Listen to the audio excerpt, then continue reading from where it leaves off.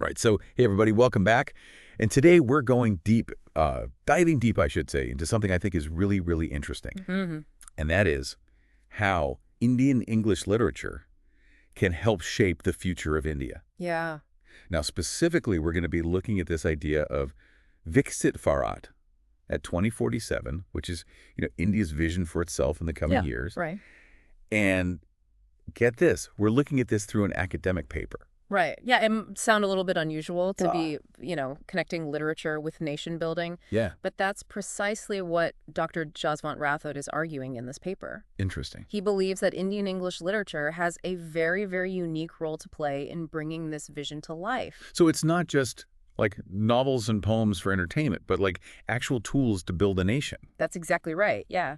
I am fascinated. I am intrigued.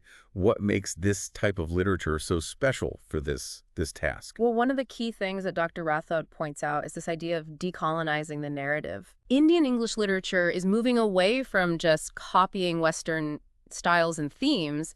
Instead, it's forging its own identity. And he uses this phrase, this term, chutnification of the English language. I love that. Yeah. What exactly does he mean by that?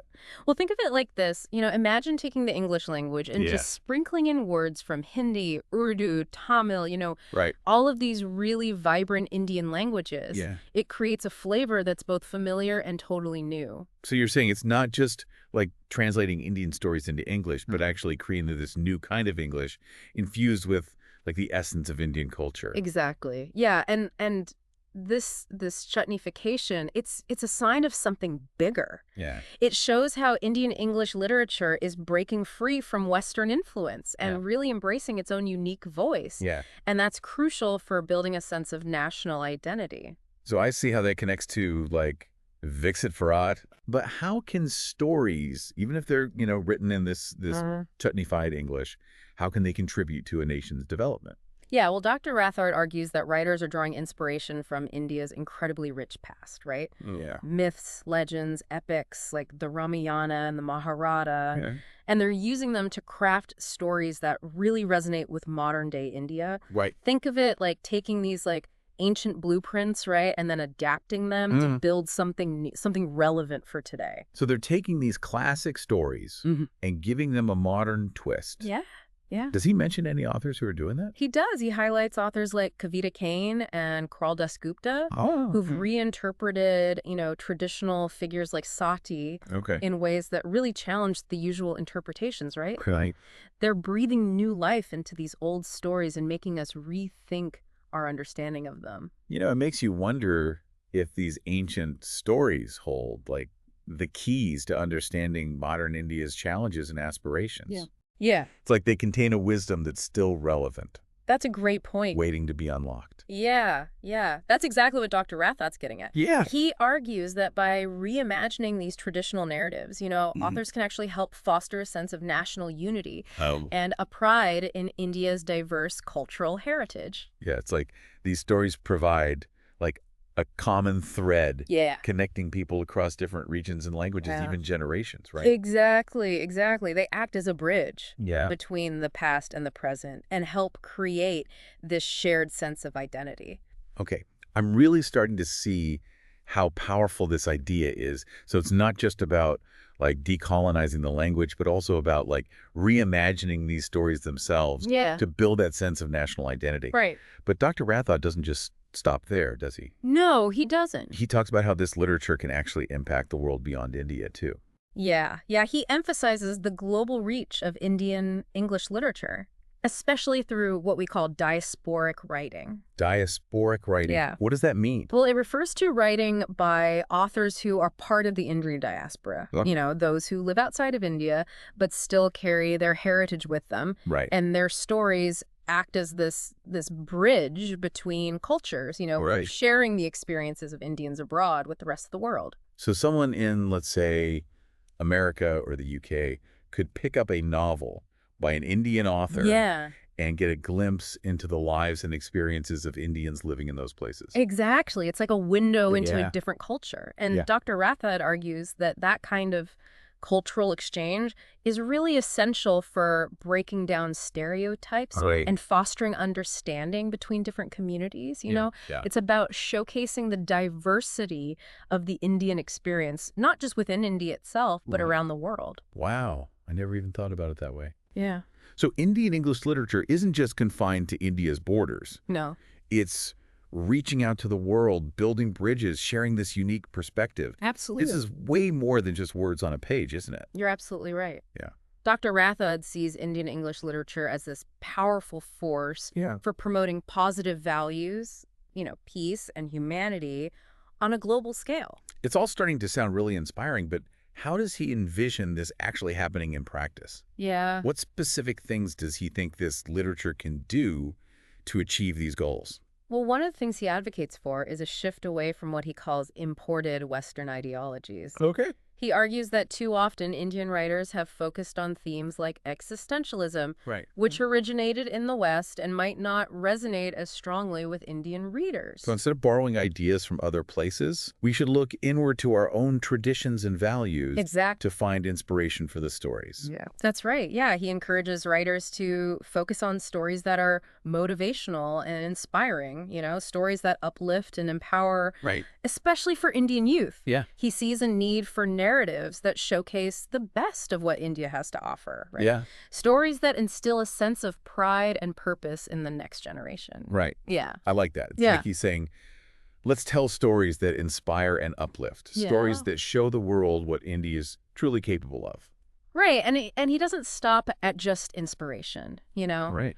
Dr. Rathod also believes that literature can play a really crucial role in shining a light on, social issues, Yeah. bringing marginalized voices to the forefront. It's about giving a voice to the voiceless, right? Yeah, Sharing stories that might have been overlooked right. or even silenced in the past. Yeah. It's a powerful idea. What kind of examples does he give for this? Well, he talks about the need to tell the stories of those who have been historically marginalized. Like women, Dalits, Adivasis. Right. He believes that their experiences offer a really unique perspective on Indian society Yeah. and can help us understand the complexities of our nation's history and present. So it's about broadening our understanding of what it means to be Indian, Yeah, recognizing that there are many different narratives within the larger Indian story. absolutely. And he sees literature as a way to bring those narratives to light. That's exactly right. He even mentions revisiting Yeah. the lives and works of remarkable leaders who may have been sidelined due to political or ideological differences. Right, yeah. It's like he's saying, let's rewrite history not by erasing the past, but by expanding our understanding of it, Yeah. including those who have been excluded from that dominant narrative. Yeah, and he believes that this re-examination of history can Wow. help us learn from our past mistakes Yeah. and build a more just and equitable future. That's really thought-provoking. But how do we actually go about doing this? How do we make sure these diverse voices and perspectives are heard? Well, one of the key things he emphasizes is the role of translation. Okay. By translating works from different Indian languages into English, we can make them accessible to a much wider audience, both within India and around the world. So it's about breaking down language barriers. Yeah. Making sure that these stories can reach as many people as possible. Absolutely. That makes a lot of sense. He also mentioned something about Indianizing Yeah, the content and context of these works. What did he mean by that? that's a really important point. Yeah. Dr. Rathod argues that we need to move away from relying solely on Western perspectives when it comes to analyzing and interpreting Indian English literature. So instead of using, let's say, European literary theories to understand these works, Yeah. we should be looking to India's own rich philosophical and critical traditions. Precisely, yeah. He suggests incorporating elements of Indian philosophy, thought, and aesthetics into our literary analysis. For example, instead of just focusing on things like, plot and character development, which are very common in Western literary criticism, Right. we might also consider things like rasa, which is a concept from ancient Indian aesthetics Okay. that deals with the emotional impact of a work of art. It's like we've been looking at these stories through borrowed glasses for too long. Yeah. And now it's time to put on our own lenses. Exactly. So to speak. Yeah, it's about reclaiming ownership of the narrative. Right. interpreting these stories on our own terms. And this connects to another crucial point that Dr. Rathod raises, Okay. which is the need to move away from Western models of writing altogether. So not just in terms of themes and content, Yeah. but also in the very style and structure of the writing itself. That's right. Yeah. What does he suggest instead?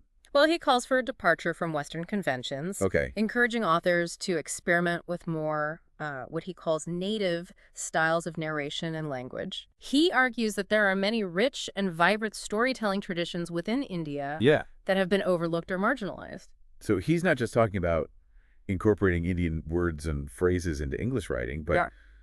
like actually drawing inspiration from Indian literary forms and techniques. Exactly. Yeah, it's like creating a truly independent Indian English literature, one that's rooted in our own cultural heritage. Right. And he even mentions Vikram Seth's The Golden Gate as an example of this kind of innovative storytelling. Yes. That entire novel was written in verse, Right. drawing inspiration from the epic poetry tradition of India. Exactly. And it was a huge success. It was. Right, showing that there's a real appetite for this kind of experimental, culturally rooted writing. Right. It's like Dr. Rathod is calling for a renaissance Yeah. in Indian English literature. Yeah. One that embraces both our ancient traditions and our modern sensibilities. Absolutely. And he's not just calling for change in the way we write, Yeah. but also in the way we read and analyze literature. He suggests incorporating elements of Indian critical theory, like rasa theory, or the principles outlined in Bharata's Shastra Right. into the writing process itself. So instead of just using these theories to analyze existing works, Yeah,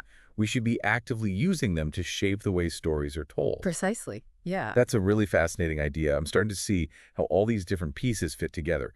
The decolonization of language, the reinterpretation of ancient stories, the inclusion of marginalized voices, the embrace of Indian critical traditions. Yeah. They all contribute to creating a truly unique and vibrant literary landscape. Right, and this is where Dr. Rathod's vision for the role of Indian English literature in Viksit Bharat really comes alive. Yeah. It's not just about creating, beautiful art for art's sake. It's about using storytelling as a tool for social change, for national development, for shaping a better future for India and the world.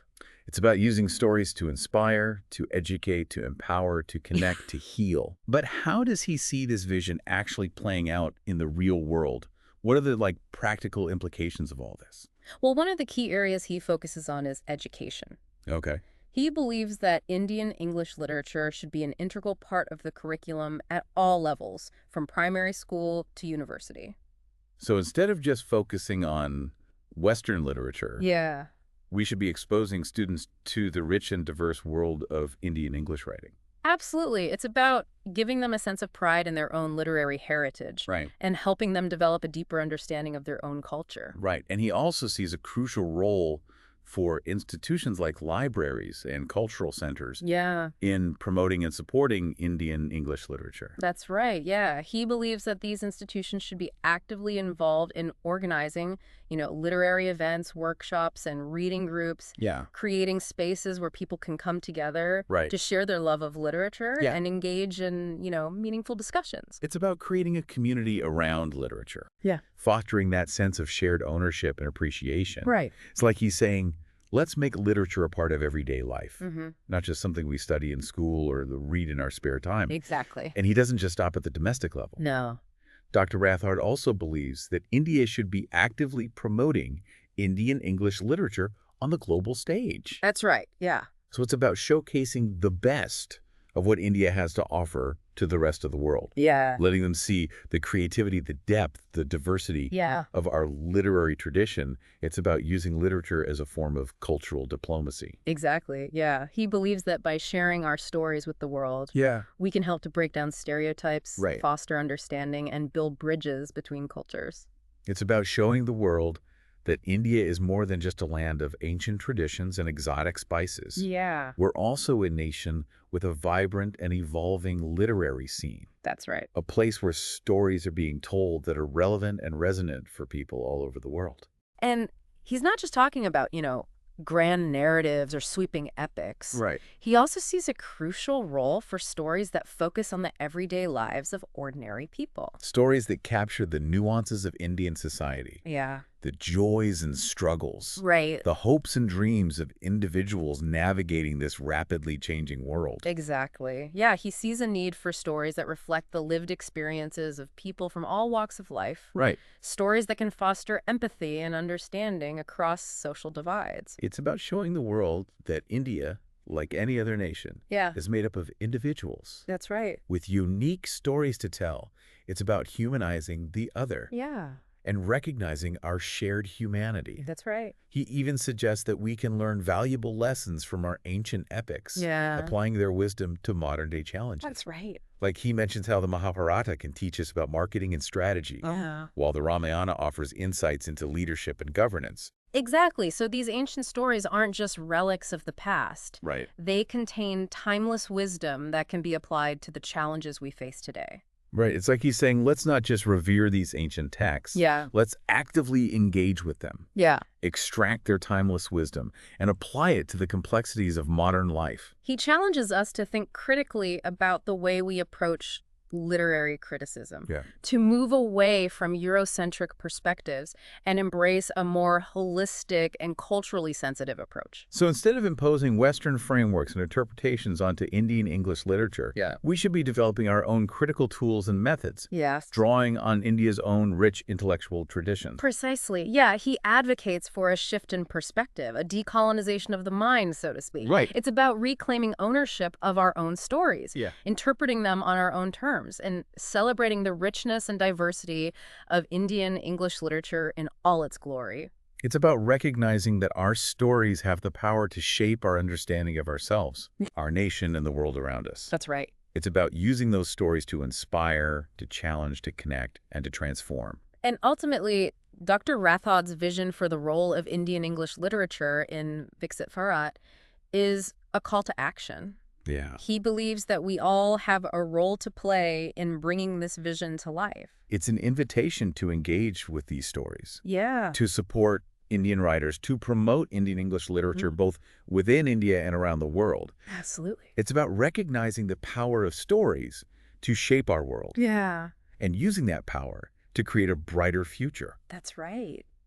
Wow, it feels like we've only just scratched the surface here. Yeah. There's so much to explore in this world of Indian English literature. And one of the most exciting things, is that this is really just the beginning. Right. Dr. Rathod sees a huge opportunity for, young Indian writers to make their mark. Yeah. They're the ones who are going to inherit this legacy and take it to even new heights. It's like they're standing at the starting line of a marathon, Right. Yeah. ready to run their own race with all these amazing writers from the past, Mhm. cheering them on. Exactly. Yeah. And think about the tools they have at their disposal now, Right. right? Oh, yeah. With digital platforms and technology becoming more and more accessible, Right.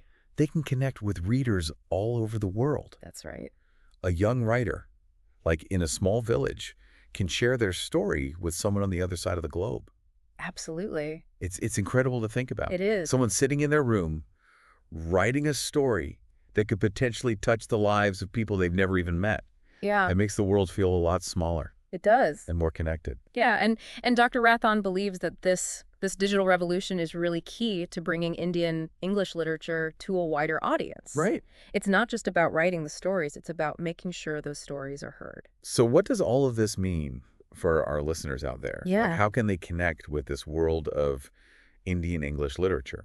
Well, first and foremost, it's an invitation to explore.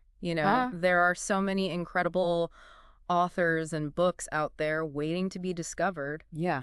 Don't be afraid to, step outside your comfort zone and try something new. And remember, it's not just about the big names. Yeah. There are so many talented, up-and-coming writers out there who are pushing the boundaries, Right. telling these fresh, exciting stories. Absolutely. And if you're feeling really adventurous, Yeah. why not try reading a work in translation? Yeah. You might discover a whole new world of storytelling you never even knew existed. That's right. It's like opening a door to a different culture, Yeah. a different way of seeing the world. Right. And who knows, maybe you'll even be inspired to pick up a pen and start writing your own stories. Yeah, exactly. Dr. Rathod's paper is a call to action. Yeah. He wants people to engage with this literature, to support Indian writers, Right. to celebrate the richness and diversity of Indian storytelling.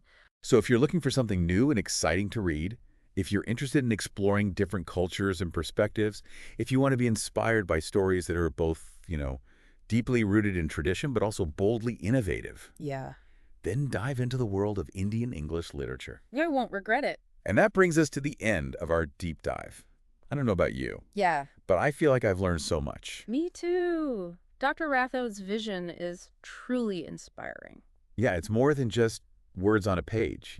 Right. It's about the power of stories to shape how we see ourselves, how we see our nation, Yeah. and how we see the world around us. And it's a journey that's just beginning. Right. Who knows what amazing stories are waiting to be told. Exactly. So keep exploring, keep reading, keep learning, and keep those imaginations firing. We'll see you on the next deep dive.